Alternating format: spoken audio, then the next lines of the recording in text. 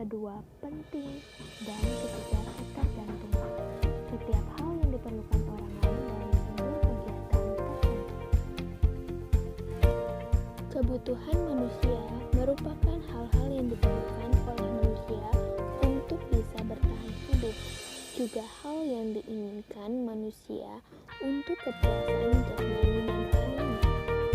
Kebutuhan hidup merupakan pemenuhan yang diperlukan agar manusia merasa nyaman dan sejahtera.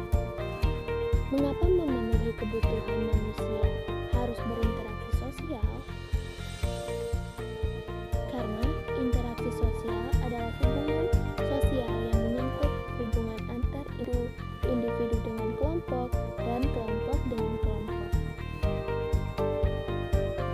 Interaksi sosial ini sangat dibutuhkan untuk kehidupan bersama, karena individu seseorang tidak bisa hidup tanpa individu lainnya. Contoh dari interaksi sosial yang pertama adalah antar individu.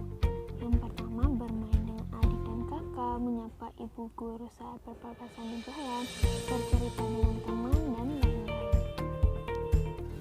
Kemudian yang kedua adalah antar individu dengan kelompok, seperti ibu guru mengajar kelompok siswa di kelas, pemuka agama menyampaikan ceramah. Dan ketiga yaitu antar kelompok dengan kelompok, yaitu kerjasama dua organisasi untuk membuat suatu kegiatan, kemudian pertandingan voli antar RT, dan diskusi antar kelompok belajar di kelas, dan lain-lain.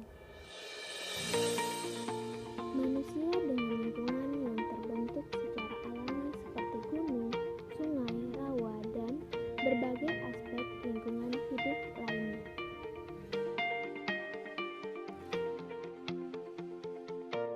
Interaksi ini merupakan hubungan timbal balik yang saling mempengaruhi antara manusia dengan lingkungan.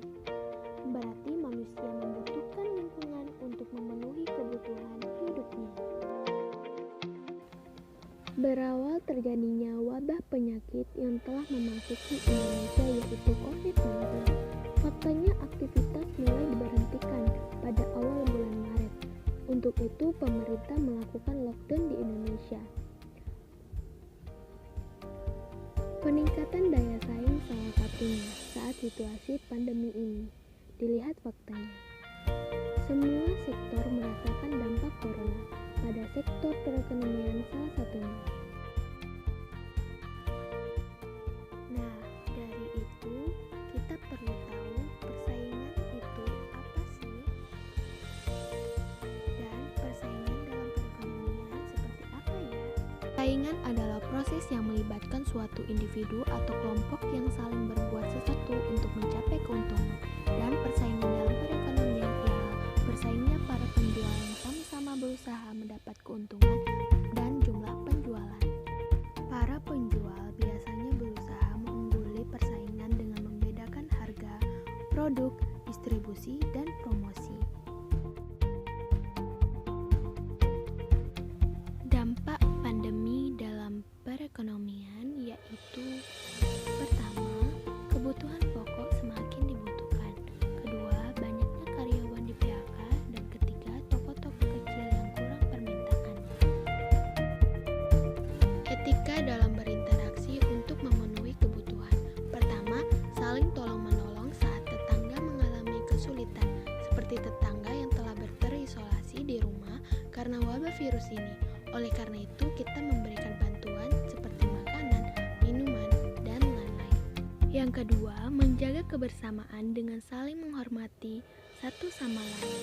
Jika sahabat, teman, tetangga kita mengalami sakit karena virus, kita sebaiknya memberikan semangat untuk mereka.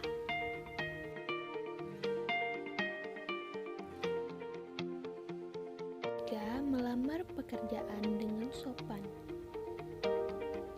Dan keempat, meminta izin jika ingin mengambil barang orang lain. Dan kelima, jika kita berutang, sebaiknya dibayar dengan tepat waktu. Dalam peraturan perundangan pada pasal